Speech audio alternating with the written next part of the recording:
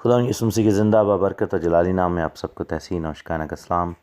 خدا آپ سب کو بڑی برکت دے، جلال کے ہاتھ کے نیچے رکھے اور اپنی رحمتوں اور برکتوں کے دروازے کو آپ کی زندگی میں کھولے رکھے۔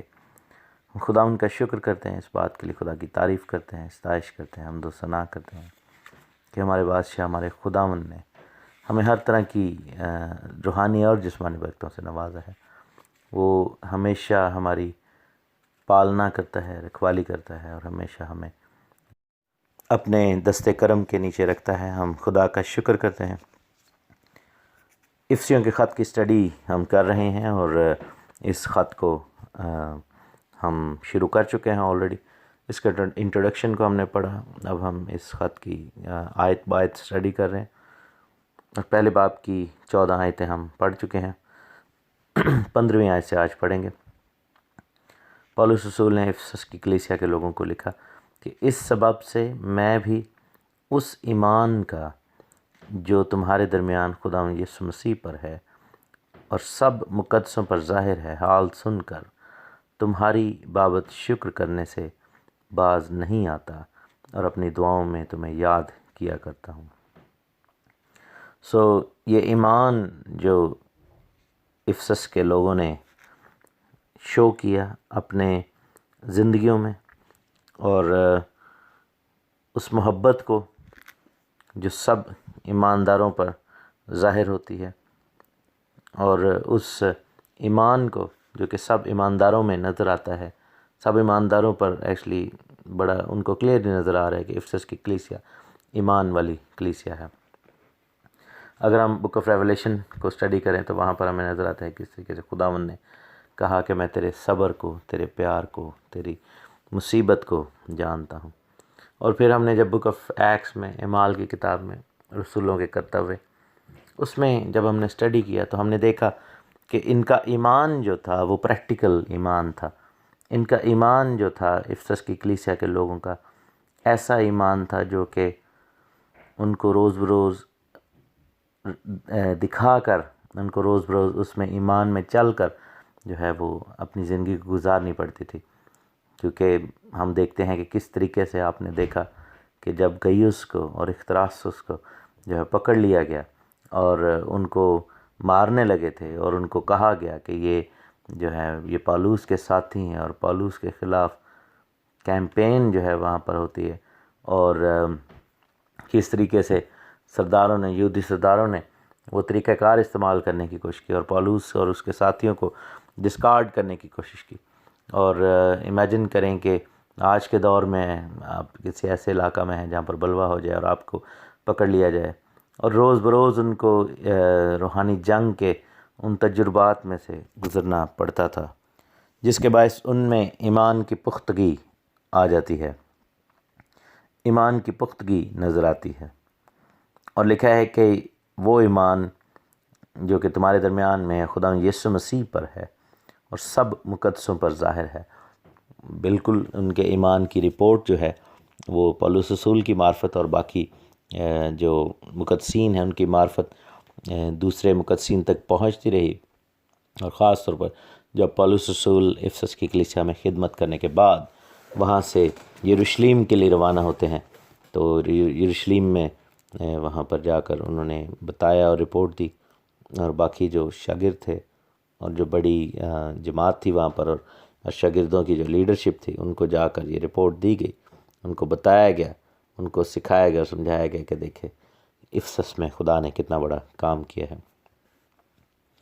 اور لکھا ہے کہ جب اس ایمان کو سنتا ہے وہ پولس رسول، جب اس ایمان کا حال سنا، اور خاص طور پر جب دوسرے لوگوں سے پولس رسول نے افسس کے لوگوں کے بارے میں سنا، آبویسلی جب پولس رسول سفر کرتے تھے تو جہاں کہیں جاتے تھے ان کو افسس کی کلیسیا کے لوگوں کی بابت سننے کو ملتا، اور جب لوگ وہاں سے افسس کی کلیسیا کو مل کے یا ان کے پاس ٹھہر کے آتے تھے اور پولس رسول سے ملاقات ہوتی تھی، تو پولس رسول کو جب وہ بتاتے تھے کہ کس طریقے سے وہاں پر خدا کا کام ہوا، اور تیموتھیوس خاص طور پر وہاں پر جو پولس رسول کے مشن کو آگے بڑھا رہا تھا، تو یہ سب باتیں جو رپورٹس پولس رسول تک پہنچتی تو پولس رسول کا بالکل سر فخر سے تن ہو جاتا ہوگا، سر بلند ہوتا ہوگا کہ وہاں پر اتنا بڑا کام ہو رہا ہے، اور اس پودے کو، اس درخت کو جو ہے وہ دیکھا جائے تو پولس رسول نے اس بیج کو بویا، اس پودے کو پانی دیا، اور تناور درخت جو ہے وہ بنا پاکرو کی مرضی کے ساتھ، پاکرو کی مدد کے ساتھ۔ اور ہم دیکھتے ہیں کہ کس طریقے سے پولس رسول خوشی سے بھر جاتے ہوں گے جب وہ اس طرح کی رپورٹس کو سنتے ہوں گے۔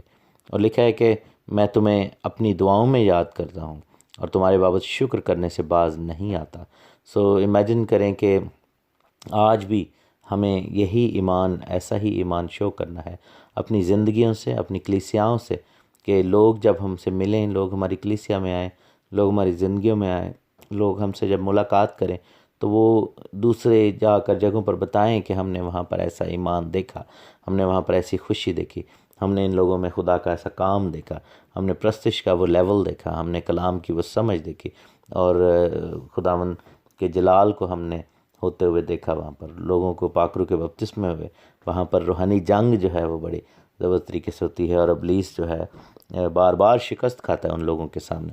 اور جب یہ سب چیزیں ہماری زندگی کا حصہ بنتی ہیں اور ہمارا ایمان جو ہے وہ لوگوں تک پہنچتا ہے تو خدا اس سے خوش ہوگا۔ آبویسلی پولس انسان ہے لیکن انسان ہونے کے ناطے وہ خوش ہے اور شکر کرتا ہے اور ان کو لیے دعا کرتا ہے۔ تو امیجن کریں کہ یہی رپورٹ جو ہے خداوند تک پہنچتی ہے تو خداوند کتنا زیادہ اس چیز میں جلال پاتا ہے اور خوش ہوتا ہے۔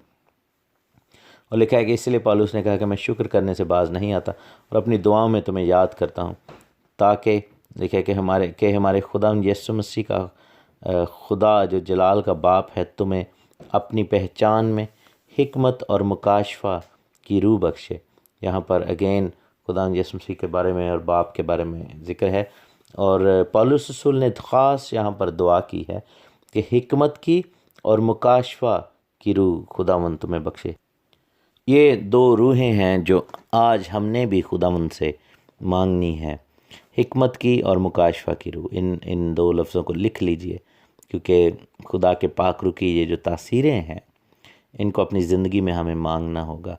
اور حکمت اور مکاشفہ کی روح کے اپوزٹ جو بری تاثیر ہمارے خلاف کام کرتی ہے وہ ہے عدم معرفت کی روح، کیونکہ مکاشفہ جو ہے وہ معرفت لے کر آتا ہے، یعنی کہ کوئی چیز جو خداوند کی طرف سے ریویل ہوتی ہے وہ ہماری زندگی میں معرفت یعنی علم کو، نالج کو، کلام کی سمجھ کو لے کر آتی ہے۔ اور مکاشفہ حاصل کرنا بڑا ضروری ہے۔ ہمیں خداوند کی مرضی اگر جاننی ہے تو ہمیں مکاشفہ کی روح خداوند سے مانگنی ہوگی۔ لیکن اس کے اپوزٹ ابلیس کیا ہماری زندگی میں پلانٹ کرنے کی کوشش کرتا ہے، وہ ہمارے خلاف جو ہے وہ عدم معرفت یعنی کہ لیک آف نالج جو ہے اس کی روح کو ہماری زندگی میں لاتا ہے، ہماری کلیسیاؤں میں، ہمارے گھرانوں میں لاتا ہے۔ اور اس کا نقصان کیا ہوتا ہے، جیسا کہ ہم ہوسیہ کی کتاب میں پڑھتے ہیں کہ لوگ جو ہیں وہ عدم معرفت سے ہلاک ہو جاتے ہیں۔ People perish because of the lack of knowledge. اور نالج کس چیز کا؟ خداوند کے کلام کا۔ تو مکاشفہ کی روح اس لیے بے حد ضروری ہے ہماری زندگیوں کے لیے کہ ہم آئندہ آنے والے جو خداوند کی پلانز ہیں ان کو سمجھ سکیں، اس لیے ضروری ہے کہ خداوند کی مرضی کو جان سکیں، اس لیے ضروری ہے کہ ہماری زندگیوں کے لیے جو خداوند نے آگے چیزیں ہمارے سامنے لانا چاہتا ہے وہ ہم تک آ سکیں، ہم ان کو ریسیو کر سکیں۔ مکاشفہ کی روح کلیسیا کے لیے بڑی ضروری ہے، کیونکہ مکاشفہ دیے جانے کا مقصد ہی یہ تھا۔ اگر آپ بک آف ریولیشن کو دیکھیں، ایون دو کہ the whole Bible is actually full of revelation, اور پوری کتاب مقدس جو ہے، پورا کلام جو ہے، پورا وچن جو ہے، بائبل کی پوری کتاب جو ہے وہ خداوند کے مکاشفہ اور مکاشفہ جات سے بھری ہوئی ہے۔ لیکن جب ہم بک آف ریولیشن کو دیکھتے ہیں تو اس کو ایڈریس کس کے لیے کیا گیا ہے؟ وہ کلیسیا کے لیے کیا گیا ہے۔ سو مکاشفہ کی روح حاصل کرنا اس لیے ضروری ہے کہ کلیسیا کی رہنمائی ہو، کلیسیا کی ترقی ہو، کلیسیا جو ہے وہ آگے بڑھے۔ اور میں یہ سمجھتا ہوں کہ کلیسیا میں مکاشفہ کی روح اس لیے ضروری ہے کہ کلیسیا should be the best informed people, the church should be the best informed people on this face of this earth. اس دنیا کے اندر اگر کوئی گروپ یا گروہ یا اسمبلی یا کوئی ایسی جماعت جو کہ سب سے زیادہ معرفت رکھنے والی ہو، جو کہ خدا کی مرضی اور خدا کے پلان اور دنیا کے حالات اور آنے والی چیزوں کے بارے میں سب سے زیادہ اگر کوئی اویئر ہونا چاہیے تو وہ کلیسیا ہے. یہی رول جو ہے، کیونکہ کلیسیا جو ہے وہ بنی اسرائیل کا، ہم جو ہے وہ دلہن یعنی اسرائیل خداوند کی لوگ ہیں، اور یہی ٹاسک جو ہے ہم دیکھتے ہیں کہ شروع سے ہی دیا گیا. جب بنی اسرائیل کو توریت دی گئی، جب ان کو جو اوریکلز وہ خداوند کے احکام اور وہ مکاشفے دیے گئے، تو مقصد یہ تھا کہ یہ پوری دنیا تک خداوند کی کلام کی باتوں کو پہنچایا جائے. لیکن ہم دیکھتے ہیں کہ پرانے عہد میں ہم دیکھتے ہیں کہ مسٹیک ہوئیں اور انہوں نے اس چیز کو دبا دی اور اپنے تک محدود کر لیا، یہ سوچتے ہوئے کہ غیر قوم کے جو لوگ ہیں وہ شاید اس کلام کو پورا نہ کر سکیں اور اس کی بے حرمتی کریں. اور اس چکر میں کیا نقصان ہوا کہ لوگ کلام سے، مکاشفات سے محروم رہ گئے. لیکن مسیح کی آمد نے کیا ممکن کیا کہ وہ بیریئرز جو تھے وہ توڑ دیے، اور وہی مکاشفہ جو کہ کتابی شکل میں یا تختیوں پر لکھا گیا تھا وہ دلوں پر لکھا جانے لگا. اور پاک روح کی ایمرجنس سے، پاک روح کی آمد سے، پاک روح کے نزول سے یہ ممکن ہو سکا کہ یہ مکاشفہ جو ہے وہ بارش کی طرح پھیلے، یہ مکاشفہ جو دنیا کے کونے کونے میں جائے. اسی لیے مکاشفہ کی روح مانگنا بڑا ضروری ہے میرے عزیزو. So you must ask for this spirit کہ خداوند مجھے اسپرٹ آف ریولیشن دے، اے خداوند مجھے مکاشفہ کی روح دے، اے خداوند مجھ پر انکشاف کر چیزوں کے، مجھ پر ریویل کر اے خداوندہ، اور مجھ پر چیزیں جو ہیں وہ کھول کر مجھے دکھا، اور میں ان کو دیکھنا چاہتی ہوں اور ان کو سمجھنا چاہتی ہوں، اور میری عدم معرفت کو، میری لیک آف نالج کو، میرے اس کمی کو، مکاشفہ کی کمی کو میرے اندر سے دور کر. اور دوسرا جو ہے وہ حکمت کی روح ہے، کیونکہ بائبل ہمیں بتاتی ہے کہ جس میں حکمت کی کمی ہو، جیمز کے لیٹر میں، یعقوب کے خط میں لکھا ہے کہ وہ مانگے اور خداوند دے گا. اور حکمت جو ہے وہ، اس کے بارے میں اگر آپ پڑھنا چاہتے ہیں تو امثال کی کتاب یا پرووربس یا کہاوتوں کی جو کتاب ہے اس کو پڑھیں. اور اگر ہم پاک روح کے نعمتوں کو دیکھیں تو سب سے پہلی اور اولین، جو سب سے بڑی اور سب سے پہلی جو ہمیں نعمت نظر آتی ہے وہ حکمت کی نعمت ہے. اس کا ڈائریکٹ تعلق جو ہے وہ خدا باپ کے ساتھ ہے، کہ حکمت کا خدا وہی ہے. اور اگلی آیت میں 18ویں آیت میں کیا کہتے ہیں؟ اور تمہارے دل کی آنکھیں روشن ہو جائیں. کیا ہوگا؟ جیسے ہم نے پڑھا تھا جب ہم ویپنز آف وارفیئرز ڈسکس کر رہے تھے، تو ہم نے روحانی بصیرت کے بارے میں یا روحانی بصارت کے بارے میں پڑھا تھا کہ ہمیں جو ہے وہ نظر آنا چاہیے، ہمیں خداوند ہماری آنکھوں کو کھولے. اور آپ کو معلوم ہوگا کہ دل کی آنکھیں کس کی کھلی تھیں؟ ایلیا اور الیشا کی دل کی آنکھیں کھلی ہوئی تھیں. جب انہوں نے ایلیا کو، الیشا نے رتھ پر جاتے دیکھا تو اس کی دل کی آنکھیں کھلی تھیں. اس کے بعد ہم دیکھتے ہیں کہ جہازی کے دل کی آنکھیں نہیں کھلی تھیں، کیونکہ وہ خداوند کے ساتھ صحیح طریقے سے نہیں چلتا تھا. تو کیا ہوا کہ وہاں پر ہم دیکھتے ہیں کہ جہازی کو معلوم نہیں تھا، لیکن خدا کے نبی نے وہاں پر اس کے لیے دعا کی اور اس کی دل کی آنکھیں کھلیں، اور اس نے دیکھا کہ خداوند کے آتشی رتھ جو ہیں وہ کھڑے ہیں، خداوند کے فائری چیریٹس جو ہیں وہ کھڑے ہیں. اور دل کی آنکھوں کو کھولنے کا طریقہ ایک ہی ہے، وہ ہے پاکیزگی کے اندر چلنا. اور خداوند یسوع مسیح نے متی کی انجیل 5 باب میں یہی کہا تھا کہ مبارک ہیں وہ جو پاک دل ہیں، کیونکہ وہ خداوند کو دیکھیں گے. سو دل کی آنکھیں کب روشن ہوتی ہیں؟ جب دل پاک ہو. تو جو آنکھیں تبھی اس لائق ہو سکیں گے کہ خداوند کو دیکھیں.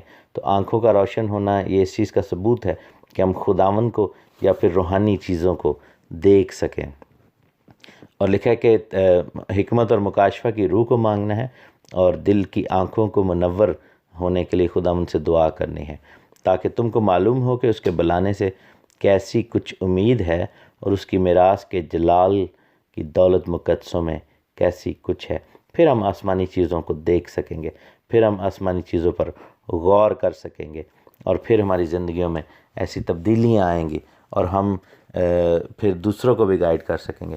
اور اس کے لیے کلام مقدس بڑا ضروری ہے، کیونکہ بائبل ہمیں بتاتی ہے کہ خدا کا کلام ہمارے لیے چراغ اور روشنی ہے۔ تو روشن آنکھیں کیسے ہوں گی دل کی؟ حکمت کب ملے گی؟ مکاشفہ کب ہم پر کھلے گا؟ جب ہم اپنے آپ کو کلام مقدس سے، کتاب مقدس سے جوڑ لیں گے اور اس کے اندر سے ہم سیکھیں گے، تو ہمیں یہ برکت ملے گی اور ہمیں یہ فضیلت ملے گی، ہمیں یہ مقام ملے گا کہ ہم خداوند کی مرضی کو جان سکیں اور ہمارے دل کی آنکھیں روشن ہو سکیں۔ تب ہمارے اندر من کی آنکھ روشن ہوگی اور ہم خداوند کو دیکھ سکیں گے، خداوند کے منصوبوں کو دیکھ اور سمجھ سکیں گے۔ خداوند آپ کو بڑی برکت دے، آمین۔